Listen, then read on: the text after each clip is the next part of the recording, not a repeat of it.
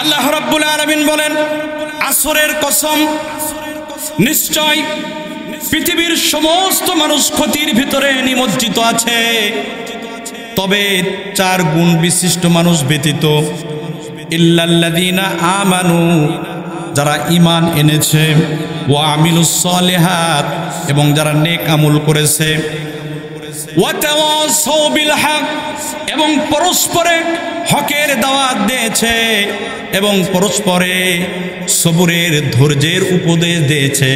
আল্লাহ রাব্বুল আলামিন বলেন, এই 4 গুণ ব্যতীত মানুষ, 4 গুণ ওয়ালা মানুষ ব্যতীত পৃথিবীর সমস্ত মানুষ ক্ষতির ভিতরে ডুবে আছে। আল্লাহ পাক সময়ের কসম খেয়ে বললেন, পৃথিবীর সব মানুষ ক্ষতির ভিতরে আছে, যাদের ভিতরে 4টা গুণ আছে, যারা ঈমান আনছে, নেক আমল করছে, এবং পরস্পরে হকের কথা বলে, দাওয়াত দেয়, এবং সবুরের দাওয়াত দেয়।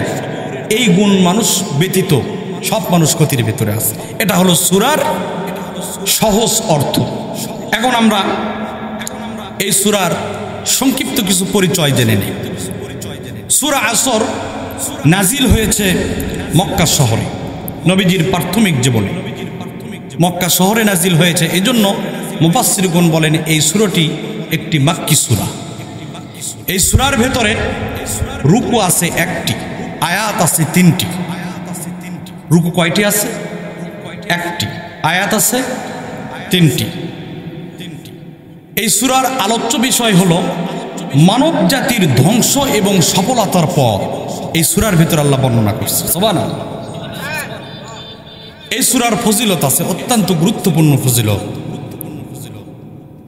মোবাইলের ফোনের ভিতরে মেমোরি কার্ড আছে না? এটা ছোট না বড়? ছোট। ছোট্ট মেমোরির ভিতরে সারা পৃথিবী ঢুকানো যায়, ঠিক কিনা আমার ভাইয়েরা? এই সূরা ছোট্ট একটা সূরা, কিন্তু আল্লাহ রাব্বুল আলামিন এই ছোট্ট সূরার ভেতরে পুরো কোরআনের জ্ঞান আল্লাহ পাক ঢুকিয়ে দিয়েছেন। আল্লাহু আকবার। এই জন্য বিশ্ববিখ্যাত মুফাসসির ইমাম মুহাম্মদ ইবনে ইদ্রিস আশ-শাফিঈ রাহমাতুল্লাহি আলাইহি বলেন, লাউ তাদাব্বারান নাসু হাযিহি সূরাতা লাওসিআতুহুম। ইমাম শাফিঈ রাহমাতুল্লাহি আলাইহি বলেন, পৃথিবীর মানুষ যদি সূরা সূরা নিয়ে গবেষণা করত, সূরা সূরা যদি তারা বুঝতো, তাহলে হেদায়েত প্রাপ্ত হওয়ার জন্য আর কোনো সূরার প্রয়োজন হতো না। এটা অত্যন্ত গুরুত্বপূর্ণ একটা সূরা, ফজিলতপূর্ণ একটা সূরা। সাহাবায়ে কিরাম কি পরিমাণ গুরুত্ব দিয়ে সূরা আমল করতেন, হাদিস শরীফে বর্ণিত আছে। একজন সাহাবী আরেকজন সাহাবীর সঙ্গে যখন পরস্পরের দেখা হতো, দেখা হওয়ার পরে বিদায় নেওয়ার সময় একজন সাহাবী আরেকজন সাহাবীকে এই সূরা আসরটা শুনিয়ে দিতেন। কারণ এই সূরা আসরের ভেতরে আল্লাহ পাক মানব জাতির সফলতার কথা বলেছেন, মানব জাতির ধ্বংসের কথা বলেছেন।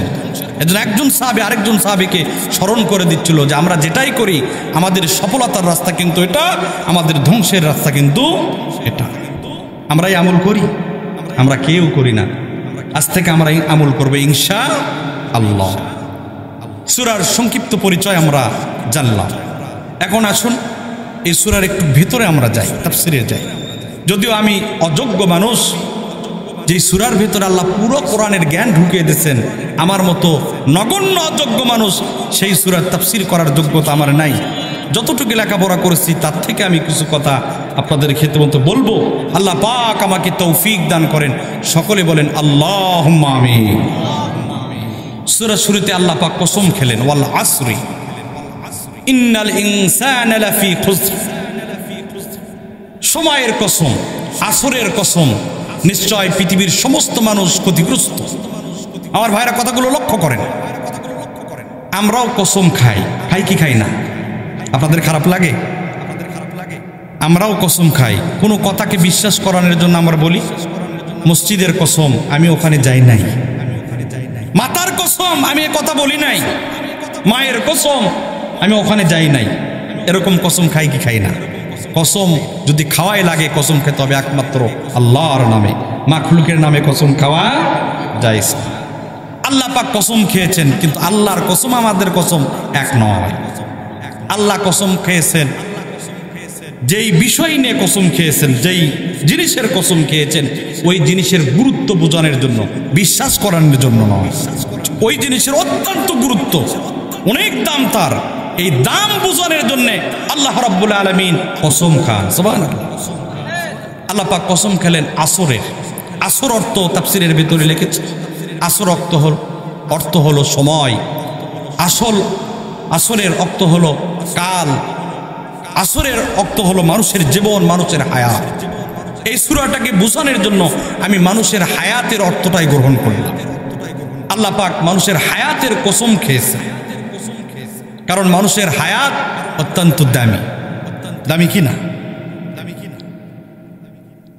ইমাম রাজি রহমাতুল্লাহি আলাইহি বলেন, সূরা আসরের তাফসীর আমি পড়তেছিলাম, কিন্তু সূরা আসরের তাফসীর আমার বুঝে আসতেছিল না।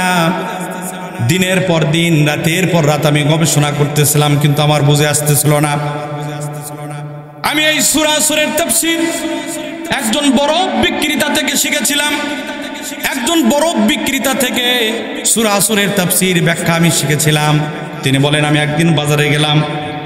বাজারে যাওয়ার পরে একজন মানুষকে দেখলাম, লোকটা উচ্চ আওয়াজে বলতেছিল, ইরহামু মাইয়াযুবু রাসু মালিহি, ইরহামু মাইয়াযুবু রাসু মালিহি। মূলধন গলে দেওয়ার আগে তার উপরে রহম করো, মূলধন গলে দেওয়ার আগে তার উপরে রহম করো। ইমাম রাজি বলে, আমি তার নিকটে গেলাম, দেখলাম সে একজন বরফ বিক্রেতা। সে বরফ বিক্রি করতেছে, আর প্রতি মুহূর্ত বরফগুলো গলে গলে শেষ হয়ে যাচ্ছে। ইমাম রাজি বলে, আমি সঙ্গে সঙ্গে বুঝতে পারলাম এটাই তো সূরা আসরের তাফসীর, এটাই তো আল্লাহ পাক বুঝাইতে চেয়েছেন। হে পৃথিবীর মানুষ, মানুষের জীবনটাও এমন, মানুষের জীবনটাও এমন, মানুষের জীবনটা প্রতি মুহূর্ত গলে গলে শেষ হয়ে যাচ্ছে। এজন্য আল্লাহ রাসূল বলেছেন, হায়াতাকা কবলা মাউতিক। হে পৃথিবীর মানুষেরা, তোমাদের মৃত্যু আসার আগেই হায়াতের মূল্যায়ন করো, কারণ হায়াত সবচেয়ে দামি বস্তু। হায়াত কি আমার ভাইয়েরা? হায়াত যতক্ষণ আছে ততক্ষণ একবার সুবহানাল্লাহ বলবেন, বলার সঙ্গে সঙ্গে জান্নাতের ভেতরে আল্লাহ পাক একটা গাছ লাগিয়ে দেন। এই যে সুবহানাল্লাহ বলছেন, একটা গাছ লেগে গেছে, আবার সুবহানাল্লাহ বলেন আরেকটা গাছ লেগে যাবে, আবার সুবহানাল্লাহ বলছেন আরেকটা গাছ লেগে গেছে। যতবার বলবেন ততটা গাছ লাগবে। এদেশের নাস্তিকেরা বলে, এদেশের নাস্তিকেরা বলে জান্নাতের ভেতরে এত গাছ কি করব? আমরা তাদেরকে জবাব দেই, গাছ লাগা উদ্দেশ্য নয়, উদ্দেশ্য হলো আমরা দুনিয়ার থাকতেই জান্নাতের বুকিং দিয়ে দিচ্ছি। আমার ভাইয়েরা, হায়াত হলো সবচেয়ে মূল্যবান বস্তু। হায়াত যতক্ষণ আছে আল্লাহকে আল্লাহ বলে ডাক দেবে, আল্লাহ খুশি হয়ে যাবে। আল্লাহর ডাক আল্লাহ পাক শুনে বদলা দিয়ে দেবেন। কিন্তু হায়াত যখন শেষ হয়ে যাবে, তখন আল্লাহকে যত ডাকবেন আল্লাহ কিন্তু আর শুনবে না। আমার ভাইয়েরা, এই সময় প্রতি মুহূর্ত শেষ হয়ে যাচ্ছে। কখন না জানি কোন সময় মালাকুল মউত আমার আপনার সামনে আসে, আমরা কেউ কিন্তু জানি না। যিনি জানেন আওয়াজ করে বলুন তো তিনি কে? আমার ভাইয়েরা, মৃত্যু আমাদের হবে, কেউ আমরা এই মৃত্যুর থেকে বাঁচতে পারবো না।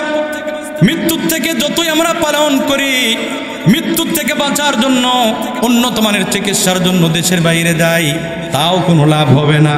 আমার আল্লাহ বলেছেন, উল ইন্নাল মাউতাল্লাযী তাফিরুনা মিনহু ফাইন্নাহু মুলাকীকুম। আল্লাহু আকবার। নবীকে ডাক দে, আমার রসুলকে ডাক দে।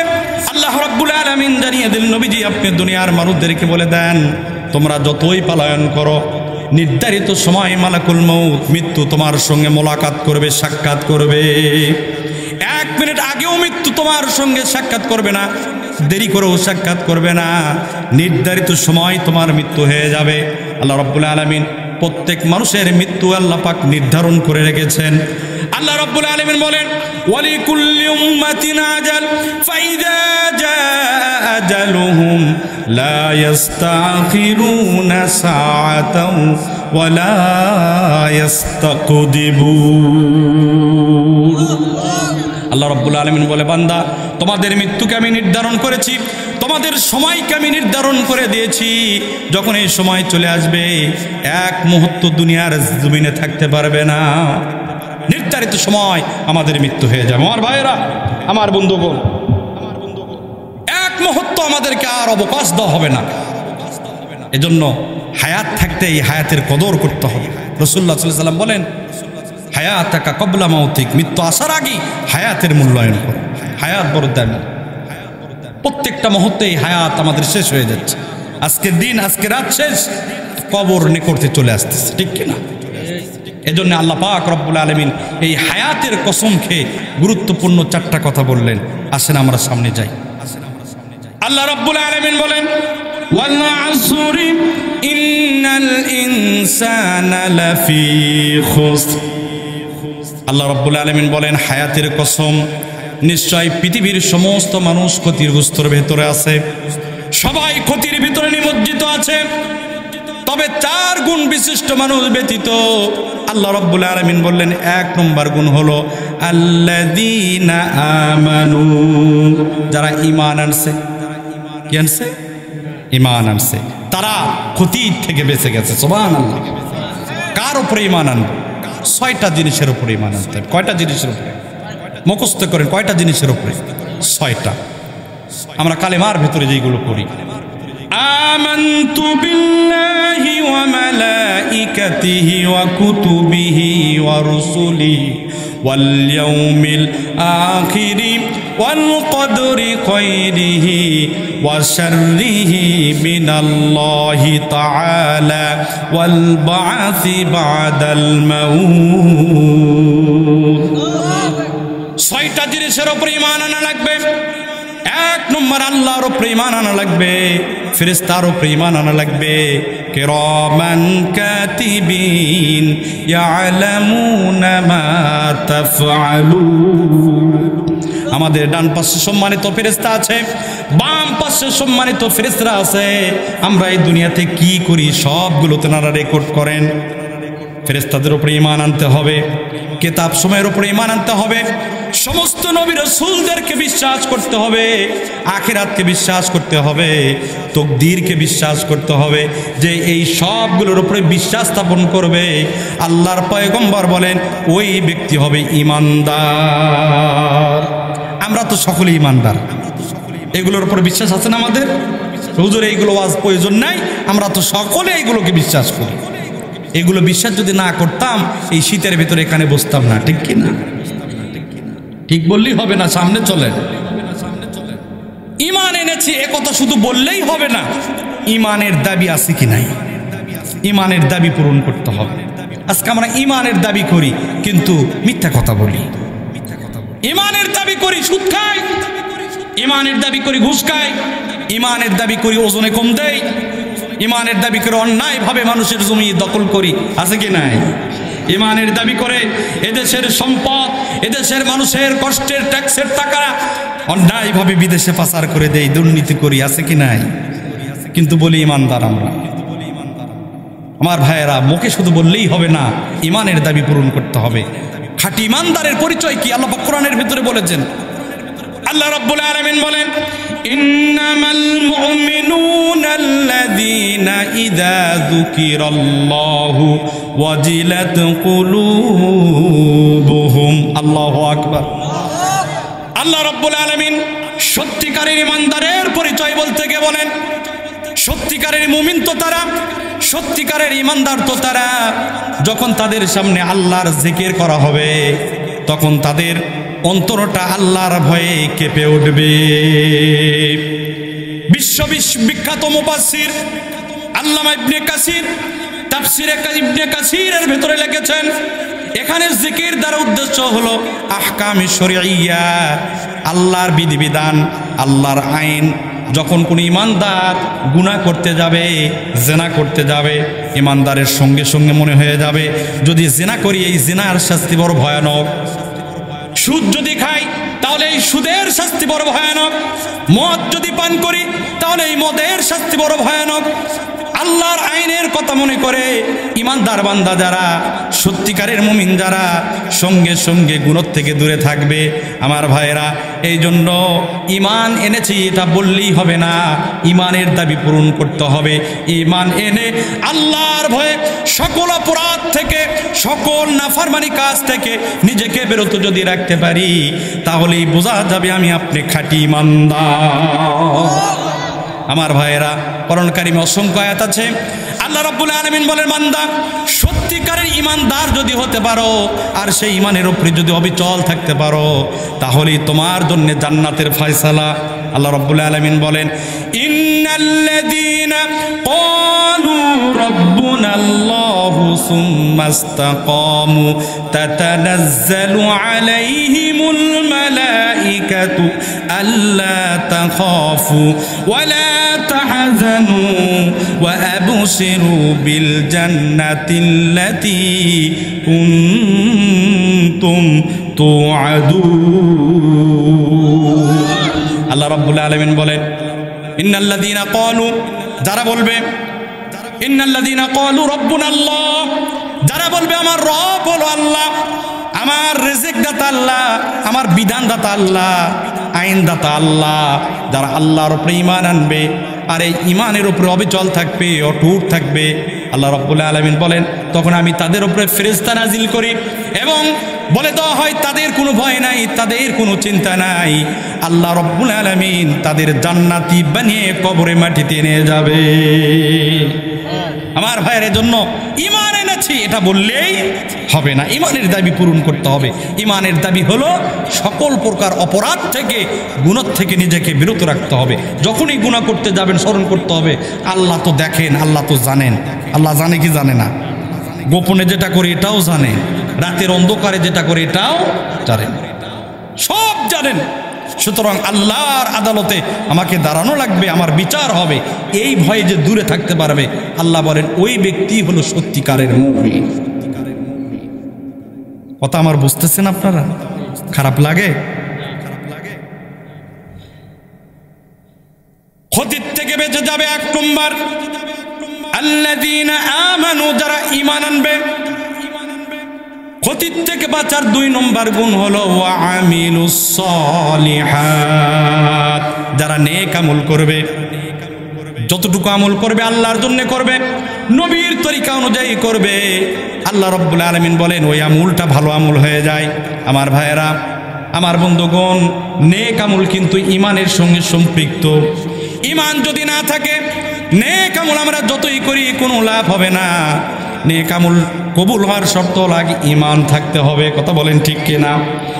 ঈমান যদি ঠিক থাকে এরপরে যদি আমল অল্পও যদি আমরা করি তাহলে নাজাত পাওয়ার সম্ভাবনা আছে। ঈমান নাই, আমল অনেক করি, কোনো লাভ হবে না। এই জন্য কোরআনটা খুলবেন, কোরআনুল কারীমে আমলের কথা যত জায়গায় বলা আছে তার আগে ঈমানের কথা আমরা কোরআনের কয়েকটা আয়াত শুনি। আল্লাহ রাব্বুল আলামিন বলেন, ইন্নাল্লাযীনা আমানু ওয়া আমিলুস সলিহাতি কানাত লাহুম জান্নাতুল ফিরদাউসি নুজুলা।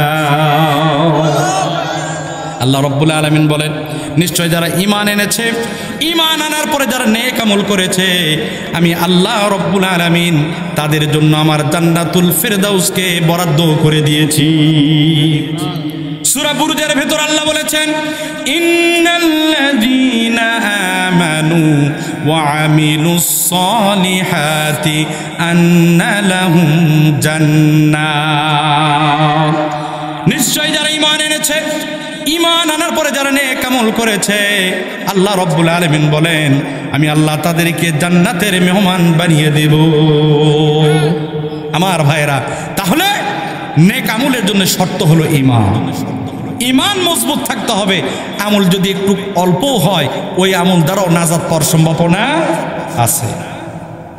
তাহলে ক্ষতির থেকে বাঁচবে কারা? ঈমান এবং নেক আমল ঠিক করবে যারা। আমার সঙ্গে আওয়াজ করে বলেন, ক্ষতির থেকে বাঁচবে কারা? ঈমান ও নেক আমল ঠিক করবে যারা। তাহলে কয়টা গুণ গেল? দুইটা। আমার যেহেতু সময় বেশি নাই, আমি খুব দ্রুত গতিতে আগাচ্ছি সামনের দিকে।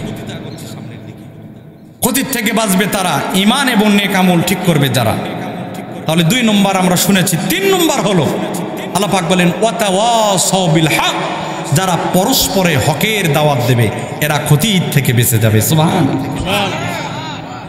আল্লাহ রাব্বুল আলামিন বলেছেন ওয়ামান আহসানু কাওলাম মিম্মান দাআ ইলাল্লাহ, যারা মানুষদেরকে হকের দিকে দাওয়াত দেয়, আল্লাহর দিকে দাওয়াত দেয়, তার সেই কথার চাইতে উত্তম কথা আর কি আছে? যারা মানুষদেরকে এক আল্লাহর দিকে আহ্বান করে। আমার ভাইয়েরা, মানুষদেরকে যারা হকের দিকে দাওয়াত দেয়, মানুষদেরকে যারা আল্লাহর দিকে দাওয়াত দেয়, তারা ক্ষতির থেকে বেঁচে যাবে। শুধু ক্ষতির থেকে বাঁচবে না, আল্লাহ রাব্বুল আলামিন বলেন তারা দুনিয়াবি সফলতা পেয়ে যাবে এবং পরকালেও সফল হয়ে যাবে।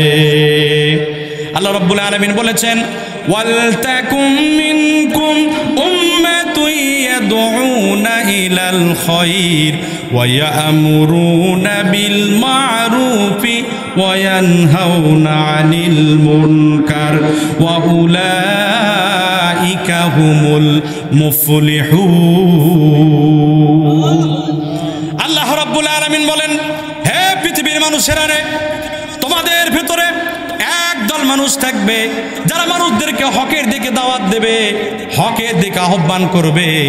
আর যারা মানুষদেরকে হকের দিকে আহ্বান করবে, আল্লাহ রাব্বুল আলামিন বলেন তারা ক্ষতির থেকে বাঁচবে। শুধু ক্ষতির থেকে বাঁচবে না, উলাইকা হুমুল মুফলিহুন, তারা সফল হয়ে যাবে। সুবহানাল্লাহ। দুনিয়াতেও তারা কল্যাণ পেয়ে যাবে, পরকালে তারা মুক্তি পেয়ে যাবে। সুবহানাল্লাহ। আমার ভাইয়েরা, মুহাম্মদ সাল্লাল্লাহু আলাইহি ওয়াসাল্লামের উম্মতের দাম, উম্মতের মর্যাদা যতগুলো গুণের কারণে আল্লাহর কাছে বেড়েছে, তার ভেতরে শ্রেষ্ঠ গুণ হলো মানুষদেরকে হকের দিকে দাওয়াত দেওয়া। কার দিকে? সৎ কাজের আদেশ দেওয়া, অসৎ কাজের বাধা দেওয়া। কোরআনুল কারীমে আল্লাহ রাব্বুল আলামিন বলেছেন কুনতুম খায়রা উম্মাতিন উখরিজাত লিন-নাস তা'মুরুনা বিল মা'রুফি ওয়া তানহাউনা আনিল মুনকার। আল্লাহ রাব্বুল আলামিন বলেন তোমরাই হলো শ্রেষ্ঠ জাতি, তোমাদেরকে শ্রেষ্ঠ জাতি হিসেবে পৃথিবীর জমিনে প্রেরণ করা হয়েছে। তোমরা মানুষের কল্যাণে মানুষদেরকে সৎ কাজের আদেশ দেবে এবং অসৎ কাজের বাধা দেবে।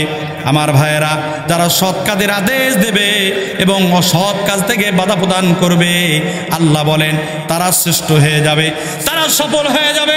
পক্ষান্তরে যারা সৎ কাজের আদেশ দেবে না, চোখের সামনে অন্যায় হয় কিন্তু বাধা দেয় না, আমার ভাইয়েরা, আল্লাহ রাসূল বলেছেন তারা হলো বোবা শয়তান। তারা কি শয়তান? হাদিস শরীফে আছে তারা হলো বোবা শয়তান। আমাদের দেশে বোবা শয়তানের সংখ্যা কম না বেশি? আমার ভাইয়েরা, কথাগুলো লক্ষ্য করেন। আমার বন্ধুগণ, আমরা এমন একটা দেশে বসবাস করি, এই দেশে নামাজি বান্দার অভাব নাই, এই দেশে হাজি বান্দার অভাব নাই, রোজাদার বান্দার অভাব নাই, কোরআন পড়া বান্দার অভাব নাই, জিকির করার বান্দার অভাব নাই। অভাব শুধু সৎ কাজের আদেশ দেওয়া আর অসৎ কাজে বাধা দেওয়ার মানুষের। আওয়াজ করে বলেন ঠিক কিনা? সৎ কাজের আদেশ দেয় না, অসৎ কাজে বাধা দেওয়ার সাহস নাই, কিন্তু নামাজ এক ওয়াক্তও ছাড়ে না। চোখের সামনে হাজার অন্যায় হয় কিন্তু কখনো বাধা দেয় না। যায় নামাজে আল্লাহকে খোঁজে, জান্নাত খোঁজে, যায় নামাজে সিজদায়। আল্লাহ রাব্বুল আলামিন বলেছেন হক দাওয়াত দেওয়া, হকের উপরে থাকার ভেতরে জান্নাত আছে। আমার ভাইয়েরা, সমস্ত নবী রাসূল হকের দাওয়াত দিয়েছেন। নবী রাসূলদেরকে পৃথিবীর জমিনে পাঠানো হয়েছে হকের দাওয়াত দেওয়ার জন্য। কথা বলেন ঠিক কি না? কিন্তু আমরা হক কথা বলি না। হক কথা বললেই সমস্যা, হকের দাওয়াত দিলেই সমস্যা। আছে কি নাই? আমার ভাইয়েরা, সমস্ত নবী রাসূল হকের দাওয়াত দিয়েছেন, সাহাবায়ে কেরাম হকের দাওয়াত দিয়েছেন, আর হকের দাওয়াত দিতে গিয়ে তারা নির্যাতিত হয়েছে, তাদের জীবনে কঠিন বিপদ নেমে এসেছে।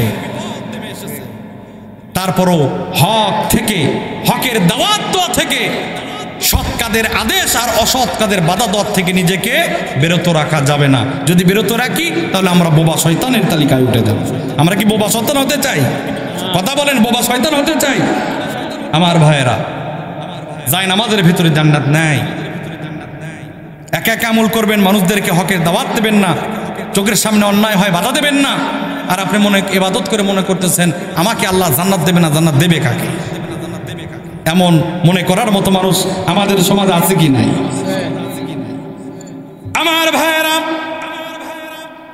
হক কথা বলে, যেখানে অন্যায় হয় অন্যায়ের বাধা যদি আমরা না দেই, সৎ কাজের আদেশ যদি আমরা না দেই, অসৎ কাজে যদি আমরা বাধা না দেই, তাহলে কিন্তু জাহান্নামের বাসিন্দা হওয়া লাগবে। এই কথা কিন্তু আমার নয়। সূরা বাকারার ভিতরে আল্লাহ পাক ঘটনা এনেছেন। দাউদ আলাইহিস সালামের জামানায় বনি ইসরাইলদেরকে আল্লাহ রাব্বুল আলামিন অর্ডার করেছিলেন, হে বনি ইসরাইল, শনিবারের দিন মাছ খাওয়া যাবে না, শনিবারের দিন মাছ খাওয়া যাবে না। বনি ইসরাইলরা তখন কৌশল করল, আমরা শনিবারের দিন মাছ খাবো না, কিন্তু মাছ যখন নদীর পাড়ে আসবে তখন আমরা মাছগুলোকে বেঁধে রাখবো, রবিবারে ধরবো এবং রবিবারে খাবো। আমার ভাইয়েরা, তারা যে কৌশল করলে এই কৌশল আমার আল্লাহ জানে কি জানে না? আমার ভাইয়েরা, তারা শনিবারে মাছ ধরলো না, খেলো না, কিন্তু মাছ যখন কিনারায় আসলো মাছগুলোকে তারা বন্দি করে রাখলো। আমার ভাইয়েরা, রবিবারে মাছ ধরলো। আমার ভাইয়েরা, আর আরেক দল মানুষ মাছ খেলো না, কিন্তু তাদেরকে বাধাও দিল না।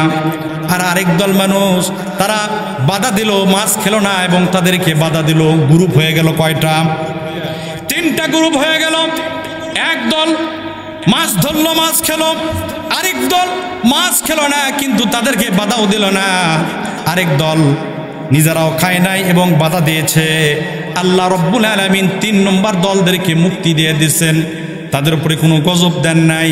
আর প্রথম 2 নম্বর দল যারা মাছ খেয়েছে এবং যারা মাছ খায় নাই কিন্তু বাধা দেয় নাই, আল্লাহ রাব্বুল আলামিন এই সমস্ত মানুষদেরকে, তাদের সংখ্যা আমি কিতাবে পড়েছি 70,000 বনি ইসরাইলকে আল্লাহ রাব্বুল আলামিন গজব দিয়ে বান্দর বানিয়ে দিয়েছিলেন।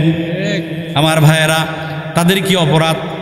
তারা তো মাছ খায় নাই, কিন্তু যারা খেয়েছে তাদেরকে বাধা দেয় নাই।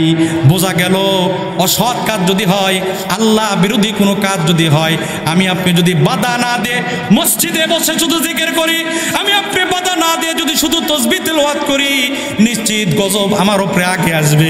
কথা বলেন ঠিক কিনা?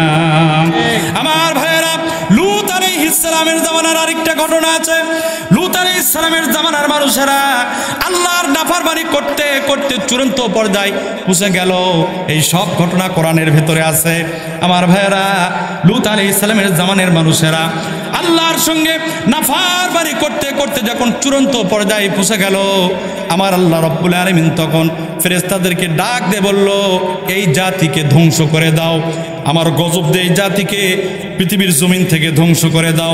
আমার ভাইয়েরা, হযরত জিবরাইল আলাইহিস সালাম লক্ষ লক্ষ ফেরেশতাদেরকে নিয়ে লূত আলাইহিস সালামের এলাকায় চলে আসলো, এলাকাটাকে ধ্বংস করে দেওয়ার জন্য। আল্লাহর ফেরেশতারা এলাকার ভিতরে এসে দেখে বিশাল বড় একটা দরবেশ এক ঘরের ভিতরে জিকির করতেছে। আল্লাহ আল্লাহ জিকির করে। ফেরেশতারা লক্ষ্য করল, ওই ব্যক্তির এক মুহূর্ত আল্লাহর স্মরণ থেকে সে গাফেল থাকে না, উদাসীন থাকে না, সব সময় আল্লাহর জিকির করে, সব সময় আল্লাহর ইবাদতের ভিতরে লিপ্ত আছে। ফেরেশতারা মারাত্মক চিন্তার ভেতরে পড়ে গেল, এই আবেদ ব্যক্তির উপরে কিভাবে আমরা গজব নাজিল করি? এই লোকটা তো ভালো মানুষ, তার তো কোনো দোষ নাই, সে তো ইবাদত গুজার। আমার ভাইয়েরা, তাফসীরের কিতাবে লেগেছে ফেরেশতারা আল্লাহ রাব্বুল আলামিনের নিকটে গিয়ে আল্লাহ আল্লাহকে ডাক দেব, রব্বুল আলামিন আপনি যেই সম্প্রদায়কে ধ্বংস করে দেওয়ার জন্য আমাদেরকে অর্ডার করলেন, আমরা তো আপনার অর্ডার অবশ্যই পালন করব, কিন্তু আমাদের জানার বিষয় হলো ওই মহল্লার ভিতরে একটা আবেদ ব্যক্তি আছে, একটা বড় দরবেশ আছে, বড় একজন বুজুর্গ মানুষ আছে, সব সময় আল্লাহ আল্লাহ জিকির করে, দিনের বেলা রোজা রাখে, রাত্রে দাঁড়ায়া দাঁড়ায়া তাহাজ্জুদ নামাজ পড়ে। এই লোকটার উপর কি গজব নাজিল করব? আমার আল্লাহ ফেরেশতাদেরকে ডাক দে বলে ওই মহল্লা উঠায়া ওর মাথার উপরে আগে মেরে দে। ফেরেশতা বলে রব্বুল আলামিন আপনার হুকুম তো আমরা অবশ্যই পালন করব, এর ভিতরে কোনো সন্দেহ নাই, কিন্তু আমাদের জানার একটু বড় আশা লোকটার অপরাধ কি? সব সময় তো আপনার গোলামি করে, আপনার ইবাদত করে, একটা মুহূর্ত আপনার ইবাদত থেকে গাফেল থাকে না, উদাসীন থাকে না, তাহলে কি কারণে তার উপরে পুরো মহল্লা মাথার উপরে মেরে দেব? ঘটনা কি? আল্লাহ রব্বুল আলামিন বলে লোকটা তো ইবাদত করে, আমল করে, ভালো কথা, কিন্তু ওই মানুষের বাড়ির সামনে, তার গেটের সামনে অপকর্ম হয়, অন্যায় হয়, আমি আল্লাহ বিরোধী কাজ হয়, কখনো বুজুর্গ মানুষ ঘর থেকে বের হয়ে তাদেরকে বাধা দেয় নাই, তাদেরকে বাধা দেয় নাই, এই জন্য আযাব ওর মাথার উপর থেকে শুরু করো। আমার ভাড়া কি বোঝা গেল? শুধু একা একা আমল করলে জান্নাত পাওয়া যাবে? একা একা আমল করলে জান্নাত পাওয়া যাবে না। মানুষদেরকেও হকের দাওয়াত দিতে হবে, যেখানে অন্যায় হবে, জুলুম হবে, অবিচার হবে, সেখানে আওয়াজ তুলতে হবে। কথা বলেন ঠিক কি না?